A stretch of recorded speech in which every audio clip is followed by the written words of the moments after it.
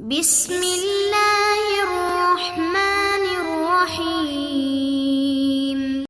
الرحیم السلام علیکم ورحمۃ اللہ وبرکاتہ۔ عزیز طلبہ، تمام احباب امید ہے خیر و عافیت سے ہوں گے۔ آج آثار السنن کا سبق نمبر 121 ہے، اور اس سبق کے اندر ہم باب الاشارۃ بالسبابہ یعنی شہادت کی انگلی سے اشارہ کرنے کے بارے میں جو روایات ہیں ان کو پڑھیں گے، یعنی تشہد کی حالت میں شہادت کی انگلی سے اشارہ کرنا۔ اس باب کے تحت علامہ نووی رحمہ اللہ تعالی نے 4 احادیث ذکر کی ہیں جن میں تشہد کی حالت میں شہادت کی انگلی سے اشارہ کرنے کا بیان ہے۔ آج کے سبق میں ہم ان احادیث کی تشریح، ترجمہ اور تفصیل پڑھیں گے۔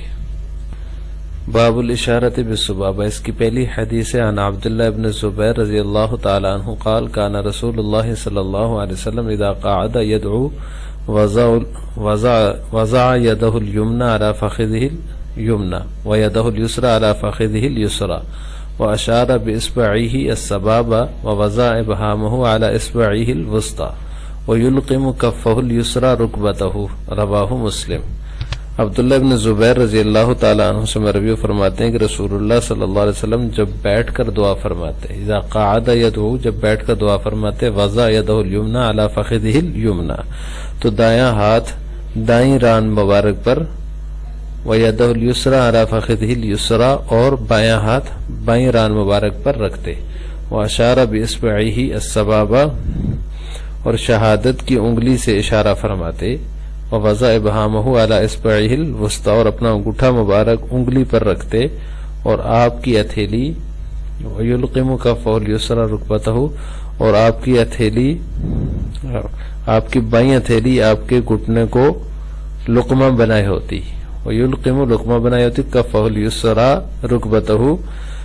آپ کی بائیں ہتھیلی آپ کے گھٹنے کو، رواہ مسلم، اس کو مسلم نے روایت کی ہے۔ یعنی جب آپ صلی اللہ علیہ وسلم تشہد میں بیٹھتے تو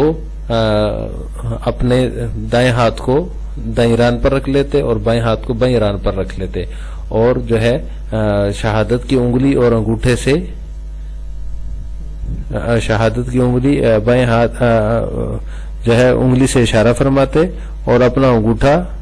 اور آپ کے بائیں ہتھیلی جو ہے وہ آپ کے گھٹنے کو لقمہ بنائے ہوئے ہوتی، یعنی انگوٹھے سے حلقہ بنا لیتے تھے۔ اس حدیث میں آپ نے فرمایا واشار باصبعہ السبابہ، شہادت کی انگلی سے اشارہ فرماتے ہیں آپ صلی اللہ علیہ وسلم۔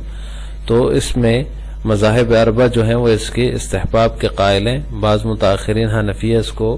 مکروہ بھی سمجھتے ہیں، لیکن عام طور پر اس کا استحباب کا ہی قول کیا جاتا ہے تمام مذاہب کے اندر۔ مذاہب اربعہ، امام شافعی، امام مالک، امام احمد بن حنبل اور امام ابو حنیفہ سب اس کے استحباب کے قائل ہیں۔ اور روایات میں اشارے کے طریقے کے بارے میں اضطراب ہے کہ کس طرح اشارہ کیا جائے، مختلف قسم کی روایات منقول ہیں، لیکن تمام طریقے جائز ہیں، کسی میں کوئی جائز ناجائز والی بات نہیں ہے۔ بعض روایات کے اندر لا یحرکھا، یعنی اس کو حرکت نہیں دیتے تھے آپ صلی اللہ علیہ وسلم، یہ لفظ آیا ہے۔ تو اس کا مطلب یہ ہے کہ عین اشارہ سے منع نہیں ہے، بلکہ اشارہ کرتے ہوئے انگلی کو دائیں بائیں حرکت دینے سے ممانعت ہے، یعنی شہادت کی انگلی سے اشارہ کیا، انگلی اوپر اٹھائی، اس کو ادھر ادھر دائیں بائیں جانب حرکت دینے سے منع فرمایا ہے۔ لا یحرکھا کا یہ مطلب ہے جو بعض روایات میں منع آیا ہے۔ تو اس سے یہ مطلب نہیں ہے کہ آپ نے اشارے سے منع فرمایا، اشارے سے منع نہیں فرمایا، بلکہ انگلی جب اشارے کے لیے اٹھائیں تو اس کو دائیں بائیں حرکت نہ دیں، اس سے منع ہے، عین اشارہ سے منع نہیں ہے۔ اس باب کی دوسری روایت ہے وعن ابن عمر رضی اللہ تعالی عنہما ان رسول اللہ صلی اللہ علیہ وسلم کان اذا قعد فی التشہد وضع یدہ الیسری علی رکبتہ الیسری ووضع یدہ الیمنی علی رکبتہ الیمنی وعقد 53 واشار بالسبابہ، رواہ مسلم۔ ابن عمر رضی اللہ تعالی عنہما سے مروی ہے، وہ فرماتے ہیں کہ رسول اللہ صلی اللہ علیہ وسلم جب تشہد میں بیٹھتے، وضع یدہ الیسری علی رکبتہ الیسری، تو اپنا بایاں ہاتھ بائیں گھٹنے پر رکھ لیتے، وضع یدہ الیمنی علی رکبتہ الیمنی، اور دایاں ہاتھ دائیں گھٹنے پر رکھ لیتے، وعقد 53 اور گرہ بنا لیتے یا حلقہ بنا لیتے 3 کا، وعقد 53 اپنی انگلی سے 53 کی عدد کی طرح گرہ بنا لیتے، یعنی 53 کا جو عدد ہوتا ہے اس کی طرح گرہ بنا لیتے، بالسبابہ اپنے عقد 53 انگلیوں سے گرہ بنا لیتے، واشار بالسبابہ اور اپنے جو ہے وہ سبابہ جو شہادت کی انگلی اس سے اشارہ فرماتے. رواہ مسلم، اس کو امام مسلم نے روایت کیا ہے. اس سے اگلی روایت ہے وعن وائل بن حجر رضی اللہ تعالی عنہ قال رأيت النبي صلی اللہ علیہ وسلم قد حلق الابهام والوسطى ورفع التي تليهما يدعو بها في التشهد. رواه الخمسة الا الترمذي واسناده صحیح. وائل بن حجر رضی اللہ تعالی عنہ سے مروی فرماتے ہیں کہ میں نے رسول اللہ صلی اللہ علیہ وسلم کو دیکھا قد حلق الابهام والوسطى کہ آپ صلی اللہ علیہ وسلم نے انگوٹھے اور درمیانی انگلی کا حلقہ بنایا، ورفع التي تليهما اور ان کے ساتھ والی کو بلند کیا، یعنی شہادت کی انگلی کو بلند کیا، یدعو بها فی التشہد اور اس کے ساتھ تشہد میں اشارہ فرمایا. رواہ الخمسہ الا ترمذی، اس کو اصحاب خمسہ نے روایت کی سوائے ترمذی کے، واسنادہ صحیح، اس کی سند صحیح ہے. اس سے اگلی اور آخری روایت ہے وعن مالک بن نمیر الخزاعی عن ابیہ قال رأيت النبي صلی اللہ علیہ وسلم واضعا يده اليمنى على فخذه اليمنى في الصلاة ويشير بإصبعه. رواه ابن ماجہ وابو داود والنسائی واسناده صحیح.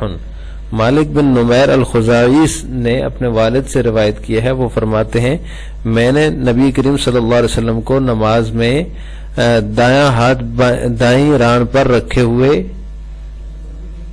اپنی انگلی مبارک کے ساتھ اشارہ فرماتے ہوئے دیکھا. رواہ ابن ماجہ و ابو داود و النسائی، اس کو ابن ماجہ، ابو داود اور نسائی نے روایت کیا ہے اور اس کی سند صحیح ہے. قال النیموی رحمہ اللہ ان الاشارۃ بالسبابہ فی التشہد ذهب الیہ جماعۃ من اہل العلم وهو قول الامام ابی حنیفہ رحمہ اللہ علی ما قال محمد بن الحسن فی موطئہ. علامہ نیوی رحمہ اللہ تعالی فرماتے ہیں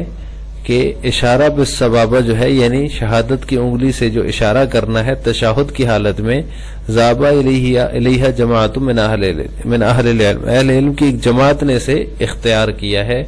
وہو قول الامام ابی حنیفہ، اور یہی امام ابو حنیفہ رحمہ اللہ تعالی کا قول ہے، علی ما قال محمد بن الحسن، جیسا کہ امام محمد بن حسن